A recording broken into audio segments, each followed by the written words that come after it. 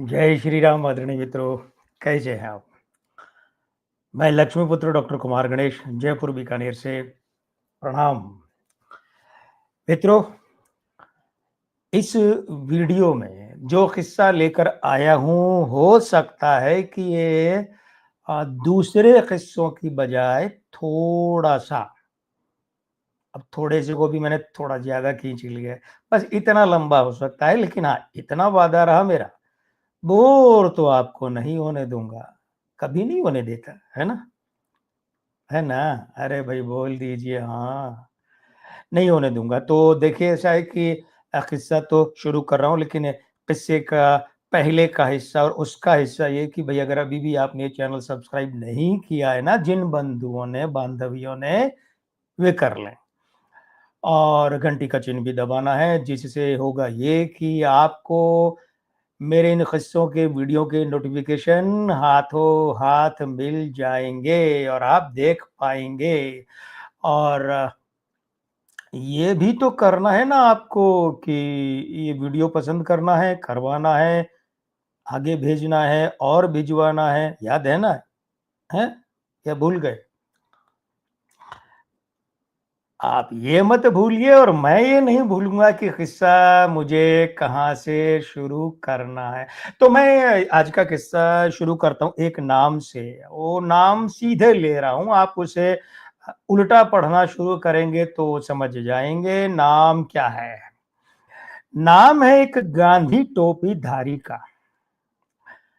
और जब हिंदुस्तान के हिंदुस्तानी सिनेमा माने हिंदी सिनेमा और मराठी सिनेमा की जब बात करेंगे तो ये जो नाम है ये बड़े एहतराम के साथ लिया जाता है, बहुत सम्मान और इज्जत के साथ लिया जाता है।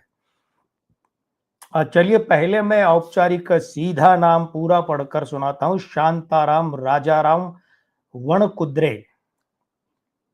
अब देखिए शांताराम इनका नाम था और मराठी परंपरा के अनुसार पिताजी का नाम बीच में आता है ना? मराठी गुजराती परंपरा में तो और वणकुद्रे जो है ये कई बार जाति होती है, उपजाति होती है, गोत्र होता है, स्थानवाचक होता है। जैसे शिरोडा के हैं तो शिरोडकर हो गए, गोवा के हैं तो गोवारीकर हो गए, है ना? इस तरीके से। तो औपचारिक नाम तो इनका शांताराम राजाराम वणकुद्रे था, लेकिन वणकुद्रे को इन्होंने छोटा कर दिया और वी डॉट कर दिया और वो पहले ले आए तो फिर इनका नाम हो गया वी शांताराम। अब आप समझ गए होंगे। तो अभी भी अगर आप में कोई मित्र ऐसे हैं जो नहीं समझे हैं, तो उनके लिए मैं एक काम करता हूँ कि विद्यालयों की प्रार्थना सभा में और ईश्वरीय कृपा पाने के लिए जो भजन है, उनमें एक बहुत बड़े स्तर पर लिया जाता है। ऐ मालिक तेरे बंदे हम, ऐसे हो हमारे करम, नेकी पर चलें और बदी से टलें, ताकि हंसते हुए निकले दम। ऐ मालिक तेरे बंदे हम। तो मित्रों याद होगा आपको ये गाना कहें कि भजन कहें तो आप समझ जाएंगे ना भाई, असल में फिल्म में है इसलिए गाना कह देते हैं, है ना? लिखा गया है गीत कह देते, लेकिन भाई ये श्रेणी तो भजनों की श्रेणी है और पंडित भरत व्यास जी ने क्या लिखा और बसंत देसाई साहब ने क्या इसे संगीतबद्ध किया। दो बार आता है ये, एक बार समूह गान में कोरस में आता है जब 6 के 6 कैदी मिलकर गाते हैं और एक बार लता जी की आवाज में आता है जब फिल्म की नायिका घायल नायक वी शांताराम के पास उनके बिस्तर के पास बैठी गाती है। दो आंखें 12 हाथ। बी एम व्यास जो कि प्राय खलनायक की भूमिकाएं करते थे, उनकी अमर भूमिका वाली फिल्म और एक कल्ट, एक क्लासिक फिल्म मानी जाती है। तो वी शांताराम साहब जो है ना 18 नवंबर 1901 को जन्मे थे और 30 अक्टूबर 1990 को, मतलब लगभग लगभग 89 साल की उम्र ये जिए। 30 अक्टूबर 1990 को इनका देहांत हुआ था। ये कुल मिलाकर लबो लुआब है। तो बी शांताराम से जुड़ा हुआ आज का किस्सा है। इनकी पहली फिल्म थी नेताजी पालकर 1927 में। 1929 में इन्होंने प्रभात फिल्म कंपनी बनाई थी विष्णुदत्त दामले के साथ पुणे में। लेकिन 13 बरस बाद इन्होंने प्रभात फिल्म कंपनी छोड़कर मुंबई में राजकमल कला मंदिर नाम से अपना बैनर स्थापित किया था। थोड़ा सा संक्षेप में इनके बारे में आपको बता दूं, क्योंकि जो नई पीढ़ी है, नई पीढ़ी का मतलब पिछले 25-30 वर्षों की जो पीढ़ी है वो नहीं जानती इनके बारे में। तो दिया और तूफान 1956 में, माया मच्छिंद्र 1932 में, आदमी 1939 में, दुनिया न माने 1937 में, पड़ोसी 1941 में, सेहरा 1963 में। हम अपने एक वीडियो में सेहरा के बारे में बात कर चुके हैं। रामलाल जी का अमर संगीत, पंख होते तो उड़ आती रे, रसिया हो बालमा। हिंदी सिनेमा में लता जी के गाए ये दोनों एक ही सांचे और खाके के दो गाने हैं, और दोनों अमर है और दोनों अद्भुत हैं। कौन से? एक बर्मन दादा, सचिन दा का गाना, वो कांटों से खींच के आंचल, तोड़ के बंधन बांधी पायल, कोई न रोको दिल की उड़ान को, आज फिर जीने की तमन्ना है, आज फिर मरने का इरादा। एक वो और दूसरा ये सेहरा का, रामलाल जी का, पंख होते तो उड़ आती रे, रसिया हो बालमा, तुझे दिल का दाग दिखलाती रे। ये दोनों बड़े अद्भुत गाने और एक ही खाके और सांचे के। तो वही सेहरा। और दो आंखें बारात 1957 की ये बात मैं कर ही चुका हूँ। नवरंग 1959 में, आधा चंद्रमा आतरा रात आधी, रह न जाए तेरी मेरी बात आधी, झनक झनक पायल बाजे 1955, गीत गाया पत्थरों ने 1964। और याद होगा इस फिल्म का भी एक वीडियो रामलाल जी के संगीत का मैं आपके सामने रख चुका हूं। डॉक्टर कोटनिस की अमर कहानी 1946 और बूंद जो बन गई मोती 1967। अब मैं यहां बात करने जा रहा हूं फिल्म 1971 में रिलीज हुई थी ये, और ये फिल्म थी जल बिन मछली नृत्य बिन बिजली। हाँ, नाम भी अद्भुत है, और नाम से इस फिल्म के अद्भुत होने की शुरुआत हो जाती है। और ध्यान ये दीजिएगा कि वी शांताराम जी के यहाँ पर बसंत देसाई और रामलाल दो फिल्मों में थे। तो ये इनके बंधे बंधाए संगीतकारों में से एक तरह से माने जाते। लेकिन हुआ क्या? हुआ ये कि जब लक्ष्मीकांत प्यारेलाल का जादू चलना शुरू हुआ 1963 में पारसमढ़ी से, तो 1966 में आते आते तो बड़ा बैनर कोई भी ऐसा रहा नहीं कि जिसने लक्ष्मीकांत प्यारेलाल को नहीं लिया। हालत तो ये हो गई थी कि 70 के दशक में बी आर चोपड़ा ने अपने स्थापित संगीतकार रवि को छोड़कर फिल्म दास्तान, जो दिलीप कुमार को लेकर बनाई थी 70 के दशक में, उसमें भी लक्ष्मीकांत प्यारेलाल को लिया। ये और बात है कि वो संगीत चला नहीं एक गाने के अलावा, न तू जमी के लिए है, न आसमां के लिए, तेरा वजूद है सिर्फ दास्तां के लिए, रफी साहब के गाना था। उसके अलावा फिल्म चली नहीं, उसके गाने चले नहीं। लेकिन बी आर चोपड़ा ने भी अपने प्रिय संगीतकार रवि को छोड़कर एलपी को लिया था। तो लक्ष्मीकांत प्यारेलाल को वी शांताराम जी ने अनुबंधित किया जल बिन मछली नृत्य बिन बिजली फिल्म के संगीत के लिए। इस फिल्म की एक और खास बात थी कि इसके सारे के सारे गाने स्टीरियोफोनिक साउंड सिस्टम में रिकॉर्ड हुए, जो उस समय की 1970-71 की बहुत बड़ी बात थी। ये फिल्म 71 में रिलीज हुई, लेकिन गाने 70 में रिकॉर्ड हो गए थे। तो ये बहुत बड़ी बात थी उस समय कि स्टीरियोफोनिक साउंड में गाने रिकॉर्ड हुए। तो अब तनिक गानों की बात कर लीजिए। एक तो शीर्षक गीत ही था कि मन की बात मेरे मन से न निकली, ऐसे तड़पों की जैसे जल बिन मछली। तो इसको शीर्षक संगीत कह सकते हैं, लेकिन ठीक है, टुकड़ों टुकड़ों में ही सही। फिर एक गाना ये है कि जो मैं चली फिर ना मिलूंगी, ये लता जी का था। वो मन की प्यास भी लता जी का था। और बड़ा प्यारा गाना, मैं जब आकाशवाणी बीकानेर में युववाणी कंपियर यानी कि कार्यक्रम प्रस्तुता था ना 1995 से 99 तक, तो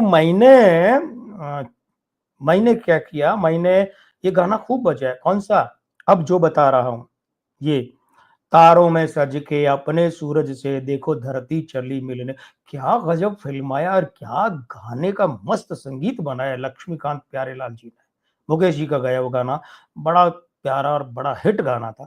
फिर ओ मितवा करके लता जी का ये लगातार चौथा तीसरा ये सोलो था, एक सोलो मुकेश जी का हो गया, और बात एक बूंद सी ये लता जी मुकेश जी का डुएट था, युगल गीत था, और एक फिर युगल गीत था झूम के गाए दिल, ये लता जी और मुकेश जी का। लेकिन यहाँ मैं जिस गाने की बात करने जा रहा हूं, तो उस गाने की सिचुएशन जब निकाली गई तो हुआ ये कि जो फिल्म की नायिका थी संध्या जी, संध्या जी से भी शांताराम जी ने शादी भी की थी। ये उनकी शायद दूसरे नंबर की या तीसरे नंबर की पत्नी थी। कुल 4 शादियाँ की थी भी शांताराम जी ने, और एक कमाल की बात है कि ये सभी पत्नियाँ उनकी एक ही साथ रहती थी। कभी उनके बीच में द्वेष भाव नहीं आया, बल्कि उनके पुत्र किरण शांताराम जी जो खुद एक अच्छे फ़िल्मकार थे, फ़िल्मसाज़ थे, वे अपनी सभी माताओं का पूरा सम्मान करते थे। सभी संतानें, सभी माताओं का सम्मान करती थी। ख़ैर ये अद्भुत पारिवारिक बात है। मैं वापस मुद्दे पर आता हूँ। तो अब जो गाना, उस गाने, वो गाना एक स्टेज परफॉर्मिंग है, मतलब मंच पर प्रदर्शन का वो गाना है। सिचुएशन ऐसी है कि मंच पर नायिका प्रस्तुत करती है।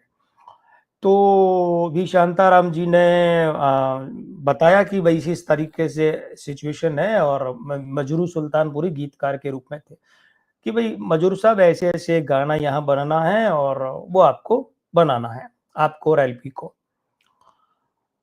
संध्या जी ने क्या किया कि संध्या जी ने वहाँ वो सीटिंग हुई, मजरू सुल्तानपुरी जी, लक्ष्मीकांत प्यारेलाल जी की, तो उन्होंने वो पूरा गाना जो है, गाना लिखा ही नहीं गया, ये ध्यान रखिएगा, लेकिन गाने की पूरी सिचुएशन जो है वो संध्या जी ने नृत्य करके बताया, कोरियोग्राफी बताई कि इस सिचुएशन में कोरियोग्राफी ये होगी, मैं ऐसे नृत्य करूंगी। ये पूरा नृत्य उन्होंने कंपोज करके बताया, पूरा नृत्य, ये ध्यान दीजिएगा, पूरा नृत्य। अब इस नृत्य के पीछे की कहानी भी मैं गोपी कृष्ण जी के यहाँ से आपको बाद में बताऊंगा, फिर किसी वीडियो में। संध्या जी को उन्होंने कैसे तैयार किया नृत्य वगैरह के लिए, खैर वो अलग बातें हैं, उसमें मैं नवरंग और दूसरी बातें भी लूंगा। तो संध्या जी ने पूरा का पूरा बिना शब्द बिना धुन के जो वहां संभावित गाना था उसकी कोरियोग्राफी बताई कि मैं ऐसे ऐसे स्टेप करूंगी। और वी शांताराम जी ने कहा मजरू जी से कि अब मजरू आप गाना लिखिए, ये जो स्टेप है ना, इन स्टेप को देखते हुए गाना लिखिए। लक्ष्मीकांत प्यारेलाल जी से कहा कि ये जो संध्या जी ने डांस के नृत्य के जो स्टेप बताए हैं, इन स्टेप के आधार पर मजरू गाना लिखे, और आप अब संगीत तैयार कीजिए इन स्टेप के अनुरूप। क्यों? बड़ा कठिन काम हो गया ना, स्टेप देखे हैं। अब पहला कमाल तो संध्या जी का कि बिना बोल बिना धुन बिना ताल उन्होंने पूरा का पूरा यहाँ कंपोज करके रखा था, उसे वहां दिखाया कि किस तरीके से। वो बहुत लंबा है, मतलब आप यूं समझिए कि अभी मैं थोड़ा और आगे बताऊंगा कि क्या लंबा इस गाने का। भाई सुनेंगे तो आप कहेंगे ये प्रील्यूड है, इंटरल्यूड है, पोस्टल्यूड है, लेकिन संध्या जी ने जब नृत्य करके दिखाया तब तो कोई गाना था ही नहीं ना तैयार, दिमाग में उनके सिचुएशन थी, उन्होंने पूरी सिचुएशन को उन्होंने नृत्य के स्टेप में समझाया। अब मजरू सुल्तानपुरी ने गाना लिखा, और अब एलपी ने, लक्ष्मीकांत प्यारेलाल ने संगीत बनाया, और क्या गजब संगीत बनाया। अब जो बोल लिखे, कजरा लगा के बिंदिया सजा के, आई मैं तो आई रे, लागी मोहे मिलन धुन पिया की। नहीं, वो एक और दूसरा गाना है, कजरा लगा के बिंदिया सजा के, नैन मिला के जाइयो ना, नैन मिला के नैन चुरा के, निंदिया उड़ा के जाइयो, वो अलग है, उसमें लता जी हो। लेकिन ये क्या, ये है कजरा लगा के बिंदिया सजा के, आई मैं तो आई रे, लाई मोहे मिलन धुन पिया की। अब सुनिए इस गाने में जो ताल सेक्शन है, ताल जो विभाग है, गजब का। वैसे तो देखिए लक्ष्मीकांत प्यारेलाल जी की खास बात क्या है, उनके गानों में जो ताल सेक्शन होता है, रिदम सेक्शन बड़ा गजब का होता है। लेकिन इस गाने में तो कैसे, देखिए 3 मिनट और 8 सेकंड का तो प्रील्यूड है, आरंभक, दूसरे शब्दों में जिसे प्रस्तावना कहते हैं गाने की, यानी बोल शुरू होने से पहले जो संगीत है, गाना शुरू होने और बोल शब्द शुरू होने के बीच में जो संगीत है गाने में पहले, वो है प्रील्यूड, आरंभक या प्रस्तावना। 3 मिनट 8 सेकंड सिर्फ नृत्य है। संगीत और ताल के साथ में संध्या जी का यहाँ सिर्फ नृत्य है और आप देखेंगे बड़ा गजब का है। वहां स्टेज के सामने, मंच के सामने बैठे लोगों के तो शॉट गिने चुने हैं, सारे शॉट किसके हैं? संध्या जी के हैं।